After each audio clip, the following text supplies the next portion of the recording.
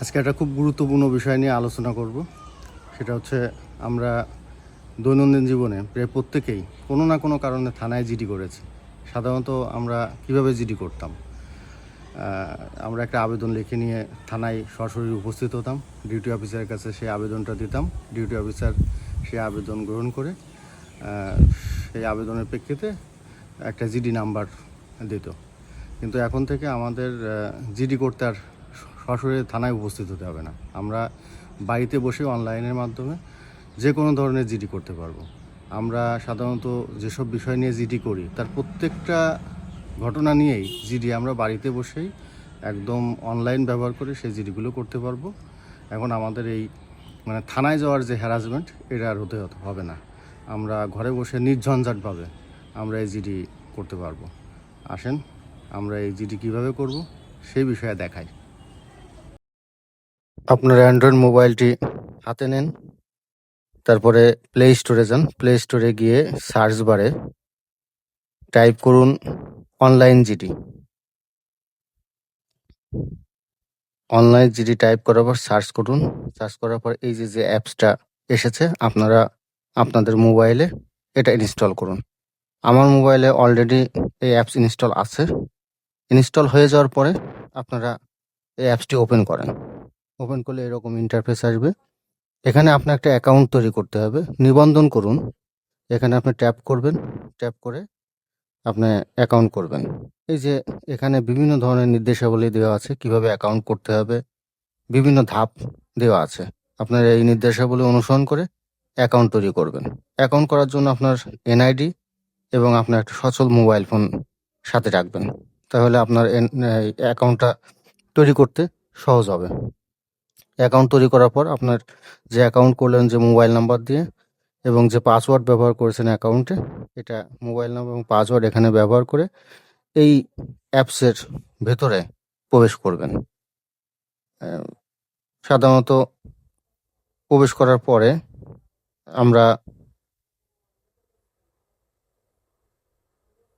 এই ধরনের একটা ইন্টারফেস পাবো। এখানে বিভিন্ন ধরনের ড্যাশবোর্ডে বিভিন্ন ধরনের অপশন আছে। এখানে নিচের দিকে দেখেন 3টে অপশন আছে: হারানো, পাওয়া, অন্যান্য আবেদন। মূলত এই 3টে অপশনের মাধ্যমে জিডি করতে হয়। আপনার কোনো কিছু যদি হারিয়ে যায়, হারানো সংক্রান্ত যদি কোনো জিডি করেন, তাহলে আপনার এই হারানো এই অপশনটা ব্যবহার করবেন। ধরেন কোনো কিছু হারিয়ে গেছে, আপনি জিডি করেছেন, সেটা আবার আপনি পেয়ে গেলেন এবং থানাকে আপনি পেয়েছেন এটা জানাবেন, তখন আপনি পাওয়া এই অপশনটাতে জিডি করবেন। আর অন্যান্য যে ধরনের জিডি সাধারণত করতে হয়, তো অন্যান্য আবেদন থেকে করবেন। আমি অন্যান্য আবেদন থেকে এই জিডিটা করব। অন্যান্য আবেদনে গিয়ে আপনার আবেদনের ধরন সিলেক্ট করতে হবে। এখানে বিভিন্ন প্রকারের আবেদনের ধরন আছে। আপনার জিডিটা কি ধরনের সেই অনুযায়ী আপনি এই আবেদনের ধরন চিহ্নিত করবেন। যেমন পারিবারিক কলহে আত্মহত্যার হুমকি, হুমকি, প্রেমের সম্পর্কে হয়রানির হুমকি, এরকম বিভিন্ন ধরনের ফেসবুক আইডি নিয়ে আপনার বিভিন্ন ধরনের অপপ্রচার, হয়রানি, এসব বিভিন্ন ধরনের অপশন আছে। আপনি যে ধরনের জিডি করবেন সেই ধরনের ধরন চিহ্নিত করবেন। আমি সাধারণত এখানে সাধারণ ডায়েরি করা আবেদন এটা চিহ্নিত করে একটা জিডি করে দেখাবো। আপনি সাধারণ ডায়েরি করা আবেদন চিহ্নিত করলেন। এবারে যে বিবরণ অংশে আপনার জিডির যে বিষয়বস্তু, অর্থাৎ আপনি জিডিতে কি লিখতে চান সেটা এখানে লিখতে হবে।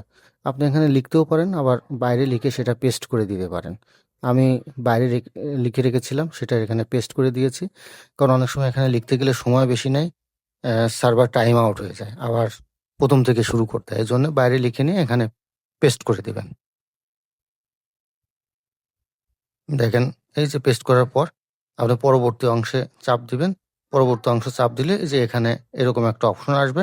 এখানে আপনি আপনার ঘটনাস্থল চিহ্নিত করতে হবে, অর্থাৎ আপনি কোথায়, কোন থানার আন্ডারে জিডি করতে চান এবং আপনার এই ঘটনাটা কোথায় সংঘটিত হয়েছে। এর জন্য আপনাকে প্রথমে বিভাগ সিলেক্ট করতে হবে। আমি খুলনা বিভাগ সিলেক্ট করেছি। আমি কুষ্টিয়া সদর থানাতে জিডি করব, যেহেতু কুষ্টিয়া সদর থানা খুলনা বিভাগের আন্ডারে, এই জন্য আমি খুলনা বিভাগ সিলেক্ট করেছি। তারপরে আমি কুষ্টিয়া জেলা সিলেক্ট করব। কুষ্টিয়া জেলা সিলেক্ট করার পরে আমি কুষ্টিয়া সদর থানা সিলেক্ট করব। কুষ্টিয়া সদর থানা সিলেক্ট করার পরবর্তীতে ইউনিয়ন সিলেক্ট করতে হবে। আপনার যদি পৌরসভার ভিতরে হয় তাহলে ওয়ার্ড সিলেক্ট করতে হবে। আমি ১ নম্বর পৌরসভার ভিতরে ঘটনা, আমি ১ নম্বর পৌরসভা সিলেক্ট করলাম। এবার এই পৌরসভার ভিতরে যে গ্রামের নাম সিলেক্ট করতে হবে। আমি জিকে কলোনি গ্রামের নাম জিকে কলোনি সিলেক্ট করলাম। এবার স্থানের বিবরণ দিতে হবে, যেমন মণ্ডলপাড়া, চৌরাস্তার মোড়, এরকম। আমি মণ্ডলপাড়া, এই ঘটনাস্থলটা মণ্ডলপাড়া, এই জন্য আমি এখানে মণ্ডলপাড়া টাইপ করে লিখে দিলাম।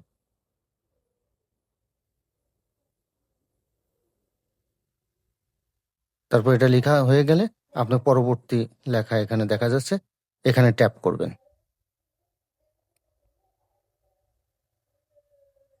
এই ট্যাপ করলে পরে এরকম পরবর্তী অংশ আসবে। এখানে আপনার তারিখ এবং সময় সিলেক্ট করতে হবে। তারিখের এখানে ট্যাপ করলে পরে এরকম একটা ক্যালেন্ডার আসবে। আপনি কোন তারিখটা সিলেক্ট করবেন, তারপর সময়ও এরকম ঘড়ির মতো আসবে, আপনার সময় সিলেক্ট করে দিলেন।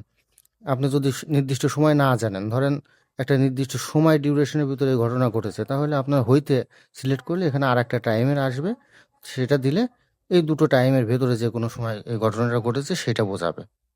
ঠিক আছে, আমি আমি আমার সময় জানি, এই জন্য আমি আড়াইটা দিয়ে দিলাম। এবার আমি পরবর্তীতে ট্যাপ করব।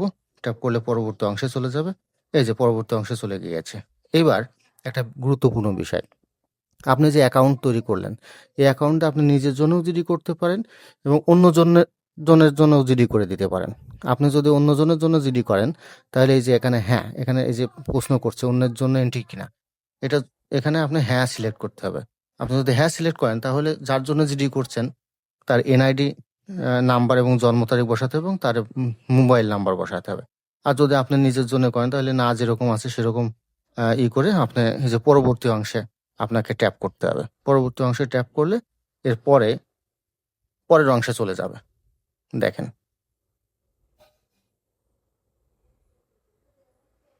পরের অংশে চলে যাবে।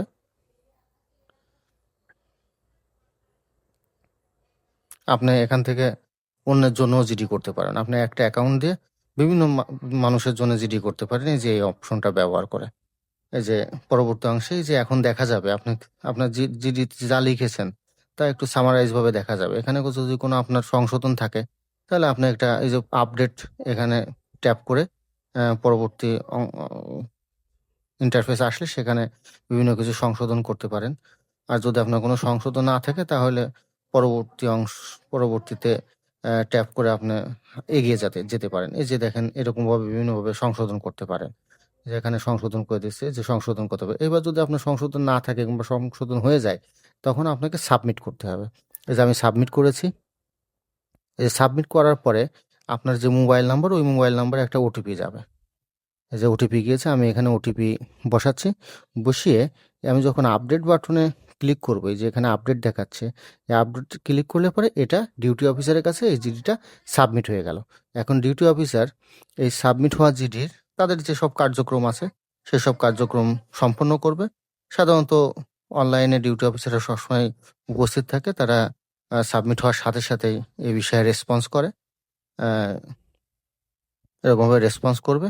এই যে আপনি কিন্তু অলরেডি আপনার জিডির যেসব আবেদন সেটা দাখিল করে দিয়েছেন, আপনার কার্যক্রম শেষ হয়ে গেছে। কিন্তু এখন এই যে পুলিশ কর্তৃপক্ষ তাদের কার্যক্রম করবে। এই যে সাবমিট করার পর আপনি এই ইন্টারফেসে ড্যাশবোর্ডে আসতে পারবেন। ড্যাশবোর্ডে যে আপনার জিডির অবস্থা দেখতে পারবেন।